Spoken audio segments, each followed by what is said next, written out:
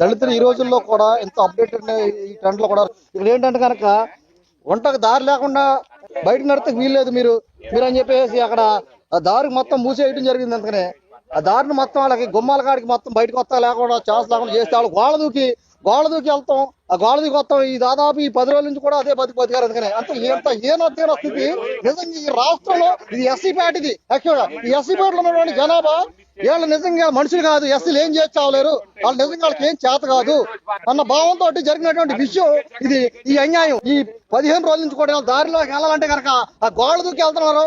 గోడ దూకి వెళ్ళడం చేస్తున్నారు. అందుకని అంత దుర్మార్గమైన స్థితి ఇక్కడ ఉంది. కాబట్టి ఈ గోపాలవరం మండలం, పశ్చిమ గోదావరి జిల్లా గోపాలవరం మండలంలో ఇక్కడ కరిశాలగూడ అనే గ్రామం, చాలా చిన్న గ్రామం. ఇక్కడ నుంచి ఇది డైరెక్ట్ గా వెళ్తే తారు రోడ్డు ఎక్కుతారు. ఇక్కడ ఇది జస్ట్ ఇక్కడ నుంచి ఒక 50 మీటర్ల దూరంలోనే తారు ఉంది. కానీ వీళ్ళ వెనక్కి తిరిగి వెళ్ళాలంటే గోడ దూకి వెనక్కి వెళ్ళి మళ్ళీ కిలోమీటర్ దూరం వెళ్ళి ఆ కిలోమీటర్ దూరం నుంచి మళ్ళీ వెచ్చించే పరిస్థితి అనమాట.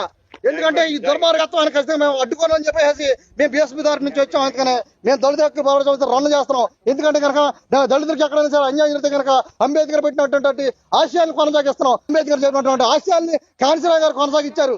కాంశీరావు గారు కొనసాగించిన ఆశయాల్లో మేము కొనసాగుతున్నాం. మీరు ప్రతి ఒక్కరు కూడా ఈ విషయాన్ని జ్ఞానపూర్వకంగా ఆలోచించాలని చెప్పేసి కోరుకుంటూ జై బీఎస్పీ, జై దళిత హక్కుల పోరాట సమితి, రవికుమార్ కంకిపాటి.